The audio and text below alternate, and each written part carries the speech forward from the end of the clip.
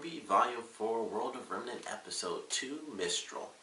This, I think, is probably I'd say it's my second favorite. So far I've seen the first 3 episodes since I did them out of order. But I think this is my second favorite because, of course, with Atlas and Mistral and the next one I'm going to watch, which is Vacuo, those are the ones we don't really know too much about. We don't know like what's up here or what's down there and stuff. So when I watched the one for Vale, I was like, okay, this is cool. Learned about an island. That was my favorite thing. This one is like, this is a whole culture that we don't understand. And it's multiple cultures because this place not only seemingly, based on that scene where they're like, oh, this is, the original settlers at Mistral who were on the cliffs, they were the ones, based on that picture, who created, like, flight in this world. They used, like, sails to, I guess, understand how to, like, carry the first aircrafts. It was simple. They were literally just ships that sailed based on the winds, and they actually went through the sky instead of the water. I was like, that's cool. Based on that picture, that's what I got from it. He didn't actually say that, but he's like, they learned and they developed new ways to use the environment. And I was like, that's cool. We just found out that Mistral is like the origin for flight in this on this entire planet. That was Mistral. So that's really cool. And then it's like, this is the place that is influential for a lot of great things and fashion and culture, art, this and that. And then the underbelly is also the biggest black market that there is. So I'm excited to check this place out. Apparently it is going to be officially in Volume 4. So that has me excited. We might get to see some of the characters that we've already met and realize that, oh, this is where they were born, or they at least have family in this area, little stuff like that. And I thought that was cool. We're going to get to see a place that has the structure of government, but the government isn't perfection. It fades out as you go further. So you start off in the middle, and it's like, this is a nice, simple place. We've got this, we've got that. And then it fades out as the government vanishes, and the wealth and the class and all the insane, money, which I'm sure, Weiss would be very accustomed to, all that stuff starts to disappear, and we get to dudes with nails and bats and ninjas. Like, it was a funny comparison looking at that guy, like, oh, he put some nails in a bat, and this woman's like a ninja with a kunai. Like, she's like, I would hire her way before I hired this random dude. But there's little stuff like that. I was like, this is really cool. They have the character in the middle who I would assume is supposed to be a faunus, but looked like a straight up orc to me. I was like, this person is like green with horns. That just seems like some Lord of the Rings stuff to me. But I like what they showed with that. I like the difference where we saw, we have like this actual like this real life separation of the classes with Mistral, where it's like they have so much, or at least these 3 different locations. I mean, it was like, this is the widest spread out kingdom, but at the same time, that's still not a lot. They have like that whole continent pretty much. I guess that's what we have to consider them. So they have like this whole continent, but it's still not perfect. They have even, and I thought it was cool, he mentions that there are a lot of different temperatures, which you can see.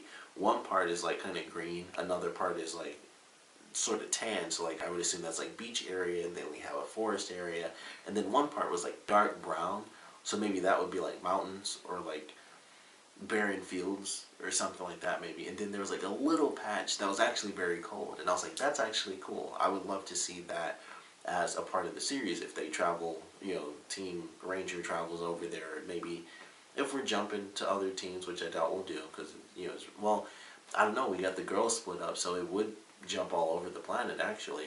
So we'll see. Maybe they'll end up in the same kingdom, but 3 different cities. Weiss would be in the place where everything's nice and rich. Blake, as a ninja herself, would probably be in one of the lower class places, kind of making money here and there. During that scene that Rooster Teeth put out recently, where we see the big fight scene for RWBY, and we see where the ladies are. Maybe that's where Blake is. She was kind of like standing off on the water, and that seems to be kind of the big point for this episode. It's like, oh, this place is known for, they have a very serious appreciation for the sky and the sea. Just as a little reference to that could be something there. So, they have little references in the dialogue like, oh, this is a great place to hide.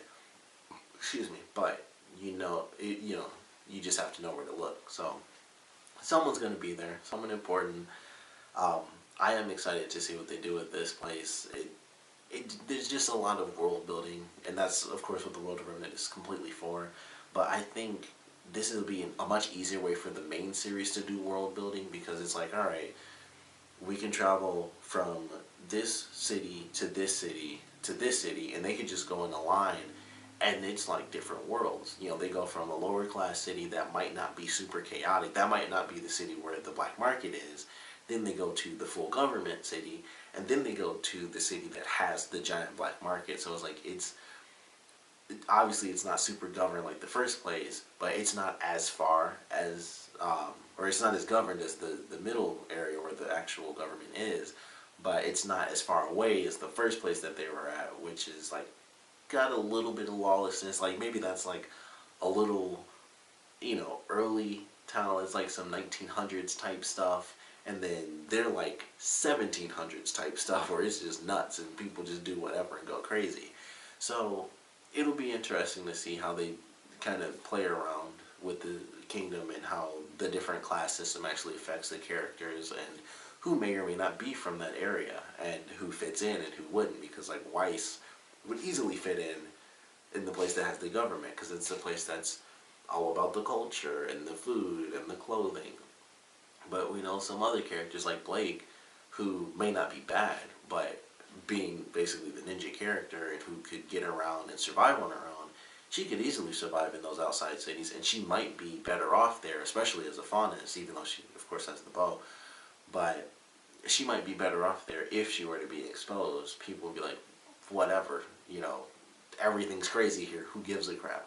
So it's just one of those things where even in the actual series, this might be one of the locations I've been waiting for, where it's like they can just go there, and even through natural interactions and dialogue, it builds a ton upon the world compared to they stay in Beacon, they stay in Vale, and they talk to the same type of people. And it's like, this is what we've always been used to. Nothing's different.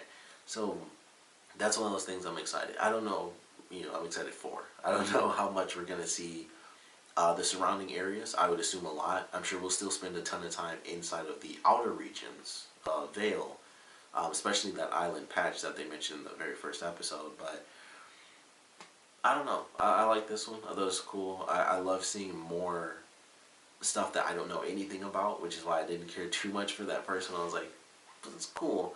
This is the type of stuff I really enjoy, though. It's all new. We've heard the names a million times, but we get to truly learn what they are and what they're like. The differences in climate, even within the kingdom. The differences with the class systems within the kingdom. The government within the kingdom, where it's not like Atlas, which doesn't have a real government. It's just military. It has a government, but because this kingdom is, actually claimed by so many different humans and faunus, I would assume, the government can't control every person within the kingdom like the other locations. So, love that type of stuff. That's actually very awesome. Excited to see what they do with this place, of course. Definitely want to know what you guys thought about the information we were given in this episode, and just what you guys thought about Mistral for this one, because it seems cool. Very diverse location compared to what I've heard of, what we've heard and kind of seen of Atlas. Excuse me. That's kind of, it's military proper. It's at least rich as far as the Shnees go, but we don't really know if anyone else there is like 100% like mega rich. It's just either you're super rich because you're part of the Shnee family, or you're part of the government / robot advancing technology department. So one of those two things. Vale just seems to be like, yep, middle class. The only person that's rich there has to be that old dude, because he owns everything based on the chibi version of the show. That dude is either a part of a giant set of kids all born at the same time, or he owns everything. Everything. But I like this one. Bunch of information we didn't have before. Like I said, definitely want to know what you guys thought about it. So please comment below. Let me know your favorite parts, your least favorite parts. And I want to know what you guys want to see most from Mistral once we get into the main volume. Because, like I said, for me, I just want to see them travel from the 3 different locations that they mentioned and watch them go through the different temperatures and terrains and stuff like that, because it could lead to new Grim. Even if it doesn't, it would at least lead to new types of fights with the Grims. Like, alright, we're near the water, this person can do this person can do that. You know, Nora fighting near water is way better than Nora fighting like in the forest, I would assume. Like, her fighting on a mountain is really good. Her fighting near the water would be good, if they happen to knock the, you know, Grim into the water at least. So there are a lot of different tactics that they can use. Maybe one of these situations we'll finally get to officially see what Ren's semblance is, because I would love to see that. Jean's semblance as well, but I feel like they're just going to save that for like volume 7. I don't know. I hope that it comes out in this volume, of course, but we'll see what happens. We'll just have to wait and see for that. But like I said, want to know what you guys thought about this episode, and of course want to know what you guys want to see in the actual volume now that you've gotten some information on Mistral. What sort of situations, what characters would you prefer to see in these different locations? Sorry, I'm kind of losing my voice. I'm definitely losing my voice right now. But would love to know what you guys would like to see from the main series based on the info we've got in this episode. So please comment below, let me know, and thanks for watching.